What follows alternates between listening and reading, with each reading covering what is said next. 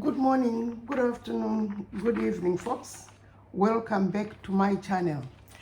In today's video, we are going to talk briefly about how to start a crochet or knitting business. There are several businesses which you can come up with as a crocheter or a knitter. The very simple and easy one is to just make your stuff and sell. Maybe this is like the easiest with less hassles. But of course, before you do that, you start selling, you need to be a seasoned knitter. You have to know what you are doing. You've gone through the learning process. You are now comfortable with what you are producing.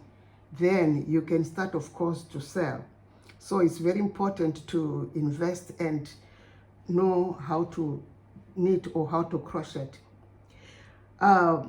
Normally, when you are starting to do this, to make these things, you are selling to your friends, to the family. It's not easy to just start by making things and start getting customers. You start selling to your friends, to family, they show others, your neighbors and all that, until, people are familiar with your work. You can also make stuff and sell at local markets. Local markets are normally advertised at times in Facebook. On Facebook, they advertise these markets. At times, it's like you can see them pinned on shop windows and all that. So, if you make an effort, you can also find local markets, and then you can go and display your work and sell there. Obviously, there's a fee which comes with a table. Each table you book on local markets, and it's like a once-off event for that day. And, you display your stuff, and people come and look and buy what they like.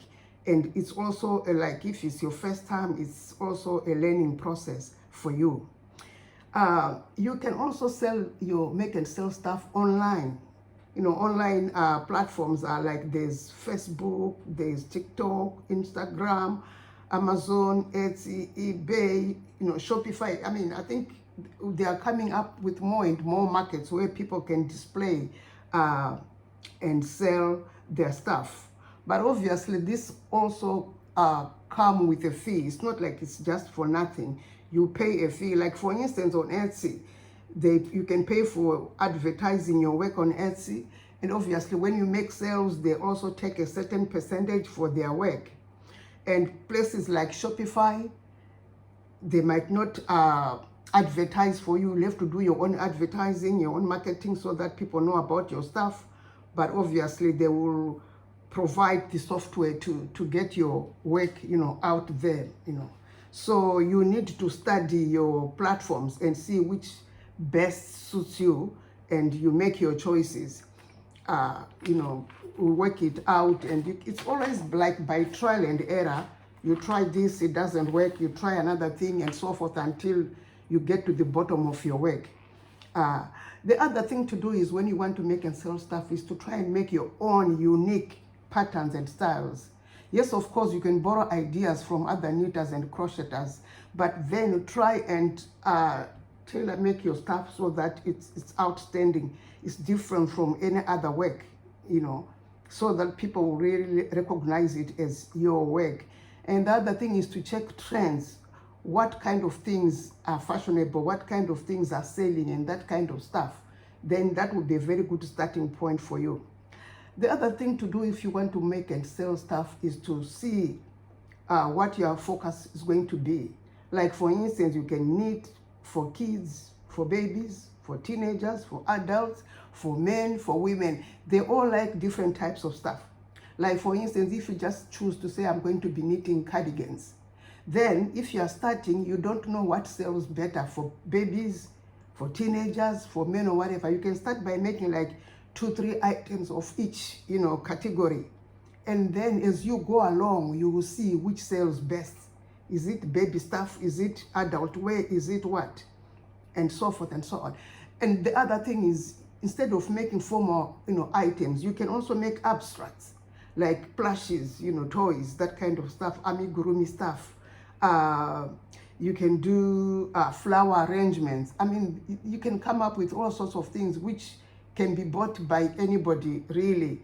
A mother can buy a plushie for their kid, or a grandmother can do that, or a boy can buy it for himself and that kind of stuff. So yes, you can also start by experimenting with plushes and see what goes. Blankets and shawls, are also made by people, and they also make very good sales. So I'm just trying to throw ideas at you, but I mean, it's entirely up to you what you are going to start off with, because like you are starting a business, you have to try it out. It might take you a year or two to really find your niche and say, this is what I'm good at, and you concentrate on that. The other type of business you can do if you're a knitter or a crocheter is to make knitting patterns and sell them. You normally want to make knitting patterns from your favorite, what you're really good at. Like say, for instance, if you are really good at making baby shoes with their bonnets and their caddies and all that, then you can come up with a pattern. These patterns, then you can sell them online. In the olden days, people used to print them into paperbacks or whatever, and they would have colorful, knitted patterns and all that, and people have to read through them. Nowadays, you can buy patterns online. You just print your own PDF and you get going. So again, it's entirely up to you if you want to do that. You do the knitting patterns, or you can go online and teach people how to knit. Again, it's making a pattern. You teach people online, like on YouTube, on how you are knitting a certain thing. Those are all knitting patterns. And then you just have to make sure that whatever you are selling or you are teaching on the YouTube is worthwhile. It doesn't have loopholes and all that. Talking about that, the other business you can do is to do like a foolproof or testing other people's patterns. Like if I make a pattern, I will need other people to verify that that pattern is okay before it goes on the market. So we need seasoned knitters and crocheters to do that. So you can be one of them if you are confident enough, and you'll be in a position to recommend any mistakes if there are any, or if you think there should be changes here and there. I mean, it's your advice which you'll be giving to whoever is making the pattern. So that's another job of just, looking at other people's patterns, doing a foolproof that it's all, set and go. And obviously, like I said, for this, you need to have some kind of experience in that kind of stuff. If you are a beginner, you can't really do that because you might not have grasped all the, tricks of the trades. The fourth thing which you can do, as well as a crochet and a knitter, is you can give lessons.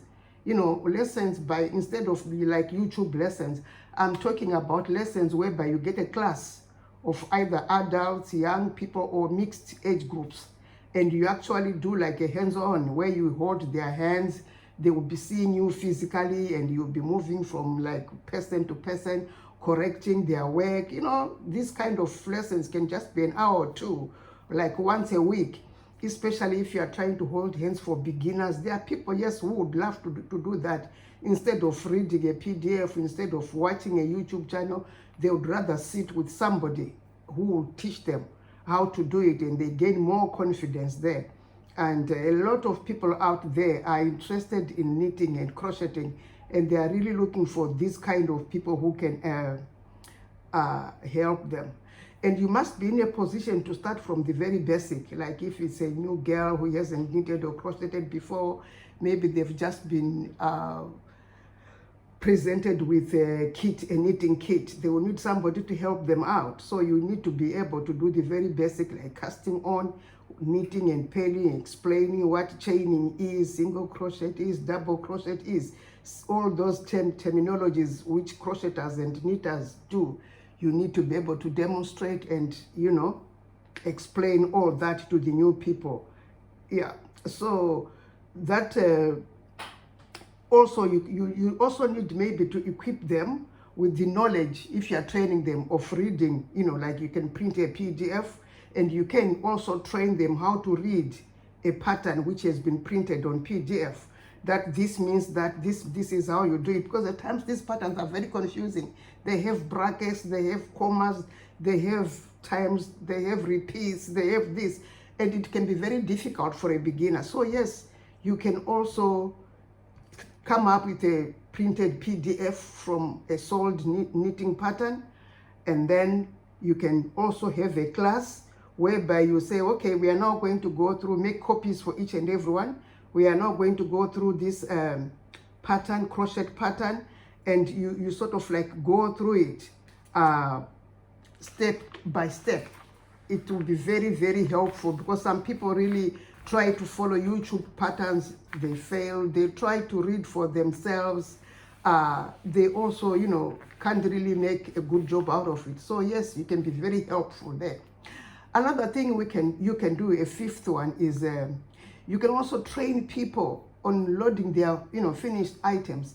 In as much as I've said, you can sell on Instagram, you can sell on Etsy, you can sell on Facebook. It's not like it's easy. Maybe for these young generations, it might be easy. But for some people out there, it's like an elephant, task to be able to do that.